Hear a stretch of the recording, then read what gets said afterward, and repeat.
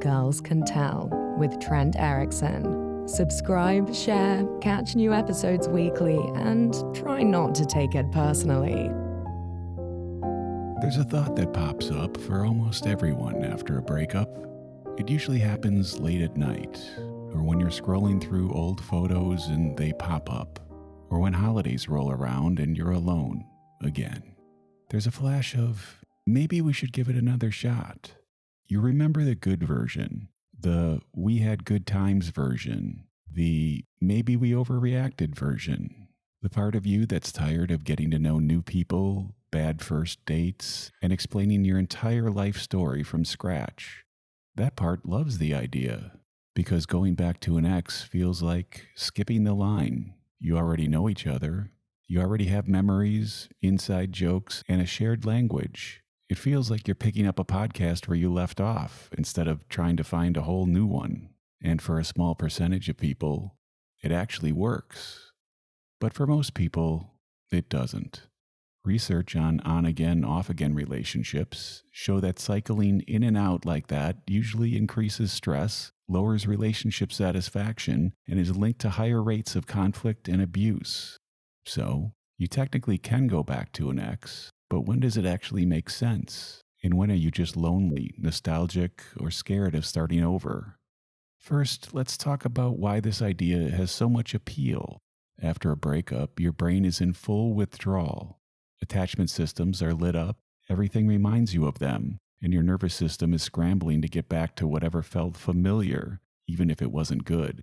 Studies show people are especially likely to want an ex back when they're anxious, lonely, or unsure of themselves. So if right now you're not sleeping well, you're replaying all your conversations, and you're wondering if you blew it with the one person who ever really knew you, of course it makes sense that you're trying to get relief. You're in grief, and grief does not like uncertainty. Going back to an ex has a certainty to it. You know what you're getting. Even if it was dysfunctional, at least you understood that particular type of dysfunction. Starting over with someone new is a giant question mark. And then there's nostalgia. Nostalgia isn't a good editor. 6 months out of a breakup, you don't remember every Tuesday night where you sat on opposite ends of the couch scrolling in bitter silence. You remember the inside joke that still makes you smile, the way they looked at you that one time, the way they got a joke in a way that nobody else could. Your mind basically edits the relationship so that it's either all highlights or all miserable, depending on the day. On the maybe we should try again days, it's the highlight version. So before you do anything else, you have to ask, are you missing them or are you missing having a person? If you swapped your ex's face out and just imagined a person who knows your habits, coffee order, your family, and your favorite movies, would the feeling still be the same? If so, that's you grieving something familiar. Let's look at this from further out for a second. Surveys trying to measure this stuff aren't perfect, but they give us a general idea. One large survey found that roughly a third of exes end up getting back together at some point. That's the overall we tried again number. The we tried again and it actually stayed healthy number is lower. On again, off again couples report more doubt, conflict, and emotional distress than couples who either stayed together or stayed apart. Other data shows that the more times you try again, the worse it gets. If you widen out even further to marriages, second marriages fail at a much higher rate than the first ones. Around 60 to 67% for second marriages and over 70% for third. That doesn't mean second chances never work, but the numbers tell a clear story. This matters because going back to an ex usually means you're just signing up for another round of the same unworkable situation you already escaped. So if you're going to even consider it, it has to be under very specific conditions if you're going to have a decent chance of it being successful. Let's start with the wrong reasons. If any of these are present, that's a good indication you probably shouldn't do it. 1. You're lonely and hate the dating apps. You're tired, swiping sucks, first dates are awkward, nobody seems to get you. It's extremely tempting to think, why am I doing all this when I had someone who already knew me?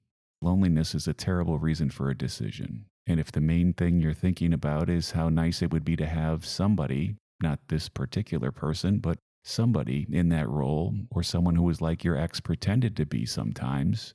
That role can be filled by people who are actually healthy for you. 2, you're trying to fix your self-esteem.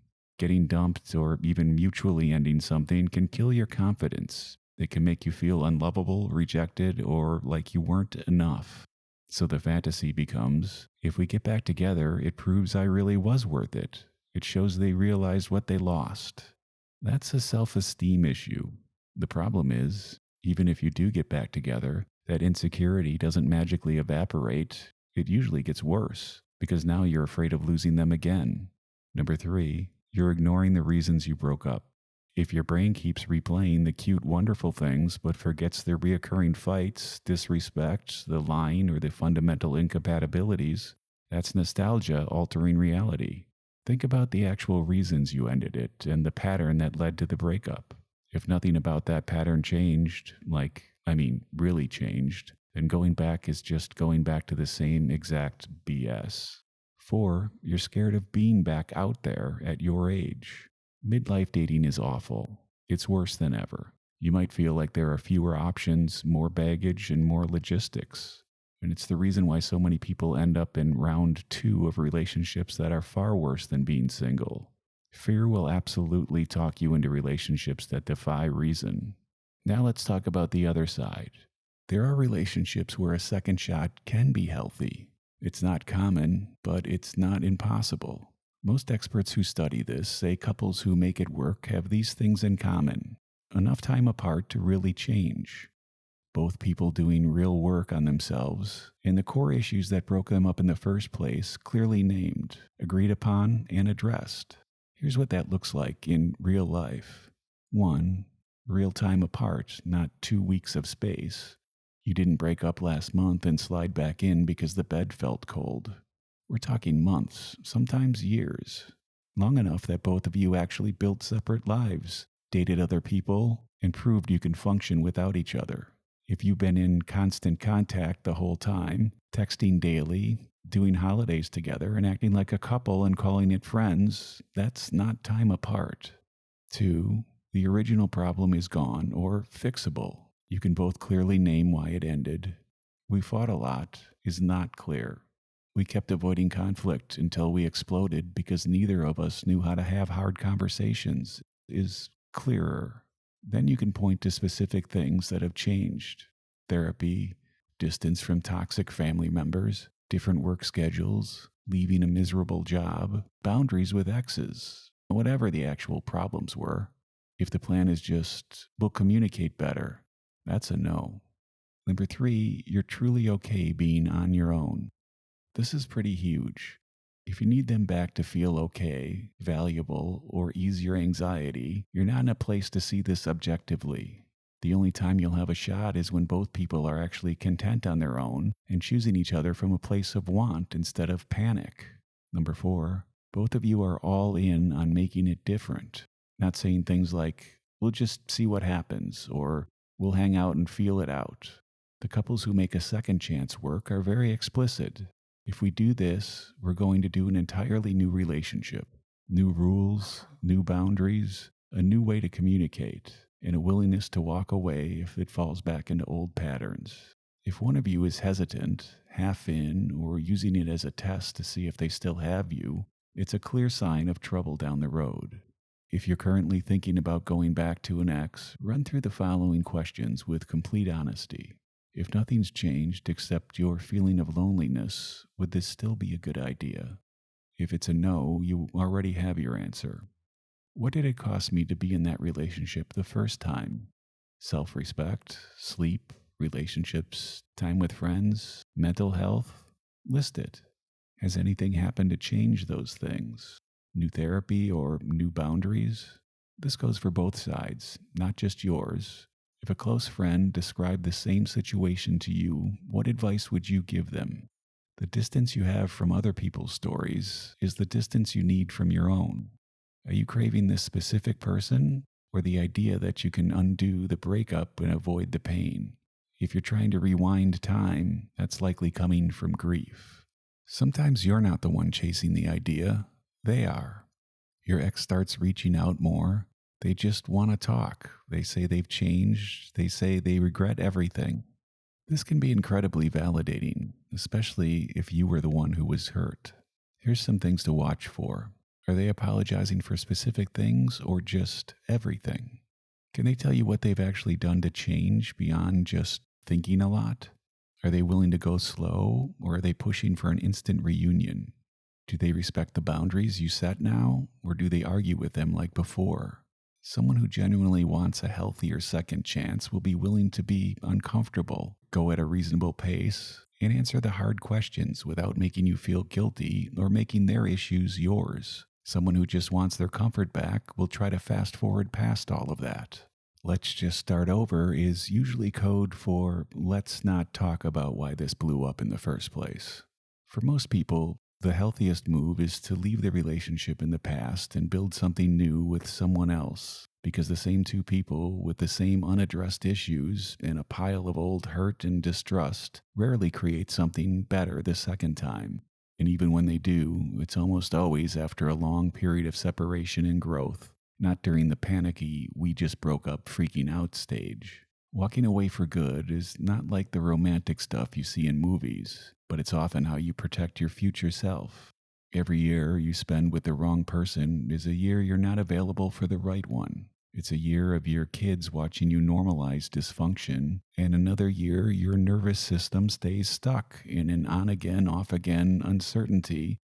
There's a very real psychological cost to treating your love life like this.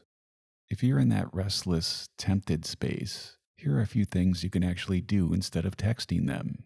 Write the uncensored version of the relationship, not just the good or bad, but both. Force yourself to include the nights you cried, the things you tolerated, the ways you weren't yourself to avoid an argument.